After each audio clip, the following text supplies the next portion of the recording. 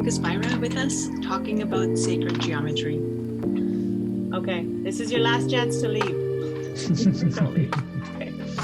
So thank you, Lukas, for collaborating with us and sharing with the world sacred geometry work. Can you give us a couple of pointers about what this is? Can you tell us a little bit about this sacred geometry series that you've created? Yeah, so essentially about a year ago, after studying sacred geometry for like at least 10 years, I finally started drawing it. So essentially, it's sort of a tool. When you draw it, it does put you in a meditative state. And so obviously geometry, if you're to look at it this way, essentially the fabric of reality, we have the primordial energy. And so essentially we apply a frequency to that. I guess it turned out that eventually what I started studying was the quadrivium and the trivium.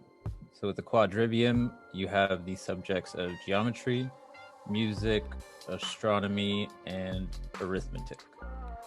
And then with the trivium, essentially you have grammar, language, and rhetoric, or knowledge, understanding, and wisdom for that. And so then you have essentially a numerical value that comes out of the amplitude, and you can convert that into a geometric shape. So that's where we get into like cymatic experiments, where we apply a certain frequency to a medium like water or sand, and essentially you get geometry. And so you will find a lot of the platonic solids in the mineral realm sort of evident. And then, and so one fundamental geometry that I used in these was Metatron's cube, which essentially generates the platonic solids. And so the platonic solids, once you get into the plant realm, it's all sort of golden ratio. So what ends up happening is the geometry is sort of the closest thing to the fabric of reality. Yeah, it's the closest thing to the fabric of reality without being sort of the primordial energy that's unorganized. So essentially there's a connection to something that goes beyond words. So it sort of goes beyond philosophies, it goes beyond religions. It's sort of just pure information. So there's a lot of, I mean, the results of it are personal to each individual and what's going on within the context of their life.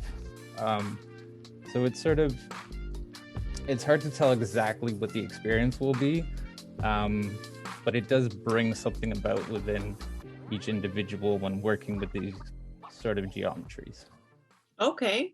So then I'm thinking it is a natural progression to the spiritual awakening or the spiritual movement we see around us, because basically what you are showing us and you're sharing with your art is a universal language that can then go on and be interpreted in very specific and subjective ways, which oftentimes is more helpful than objective reality, right?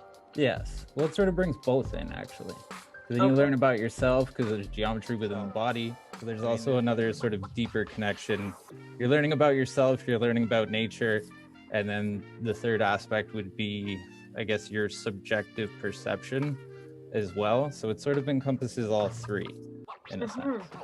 Okay, so that takes me to the last part of this to help people understand that now they have an ability when they're working with a symbol like your sacred geometry artwork. When they purchase this, they have the ability to work with it by just simply looking at it, enjoying it, or beginning a meditation with it, or then maybe even adding crystals or plant material, or adding into a space where they're helping themselves to understand and go into deeper meanings and discoveries, right? Definitely. And obviously then there's a certain energy that's emitted by it, which I guess is somewhat universal. So it does sort of affect us. Geometry and symbols and moving beyond language is a wonderful way to go. Yep. Right. Exactly. So also there's one interesting thing about geometry in the human skull. So essentially you have 22 bones in your skull. You have 7 orifices, so 2 ear holes, 2 eye holes, 2 nostrils, and a mouth. And so if you divide 22 by 7, you actually get pi. So that's innately encoded within the human skull, which is quite intense. So there's sort of all these aspects that correlate with the geometry. And so essentially geometry is frozen music and music is vibrating geometry. So they're sort of interchangeable. So essentially when you have, basically the idea behind these designs is they're almost like cymatic patterns. So you can actually freeze music and still sort of have all the information encoded in that frequency sort of solidified within geometry or a visual representation of it.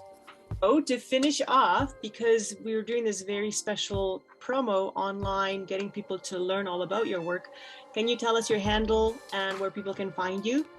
Yeah, so for now it's sort of Facebook and Instagram, and it's Byra Arts, BYRA ART_design, DESIGN. Good. All right, so Facebook and Instagram, and then for now, for the next few weeks, people can contact us also through Healing Muse and get the dialogue going so they can get to know you.